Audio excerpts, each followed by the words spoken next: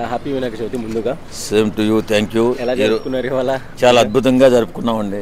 ఎందుకంటే మన విఘ్నాలన్నీ తొలగిపోవాలని, మన బిడ్డల భవిష్యత్తు బాగుండాలని, మనం కూడా ఆరోగ్యంగా సుఖంగా సంతోషంగా ఉండాలని, మనమే కాకుండా మన సమాజంలో ఉన్నటువంటి మన అందరూ బాగుండాలని కోరుకునేటువంటి అద్భుతమైన పండగ.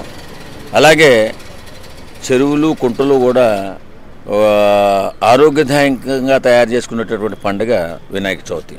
అలాంటి గొప్ప వినాయక చవితిని మన హిందూ సాంప్రదాయంలో ఉండడం మనం చేసుకున్న అదృష్టం. కాబట్టి ఇవాళ ప్రతి ఒక్కరూ కూడా వినాయక చవితిని ఆచరించాలా, ఖచ్చితంగా ఈ పూజా విధానంలో పాల్గొని తరించాలని కోరుకుంటున్నాం. అలాగే మా జగనన్న కూడా ఈవేళ వినాయక చవితి చేశాడు. కానీ విచిత్రం ఏంటంటే కొబ్బరికాయ కొట్టలేకపోయాడు. కొట్టలేక పక్క మాజీ మంత్రి ఒకడు ఉంటే ఆయనకి ఇచ్చాడు. ఎక్కడైనా చరిత్రలో భగవంతుని పూజ చేసేటప్పుడు కొబ్బరికాయ కొట్టినటువంటి కొబ్బరికాయ ఎవరి చేతికైతే ఇచ్చి కొట్టిస్తామో లేకపోతే కొడతామో ఆ ఒక్కరు మాత్రమే కొడతారు. కానీ ఇద్దరు కొట్టారు కొబ్బరికాయ.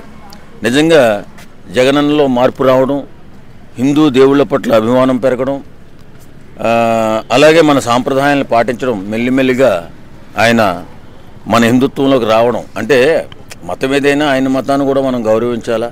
కాకపోతే కొబ్బరికాయ కొట్టేది 2 సార్లు కొట్టకూడదు, ఇద్దరు కొట్టకూడదు. నేను చెప్పేది ఒకరే కొట్టాలి. ఒక అద్భుతమైనటువంటి ఈ పండుగ రోజు ఆయన మనల్ని మనమంతా బాగుండాలని చెప్పి వినాయకుడిని పూజించి కొబ్బరికాయ కొట్టలేదు కానీ ఇద్దరు కొట్టి కలిపి కొట్టారు.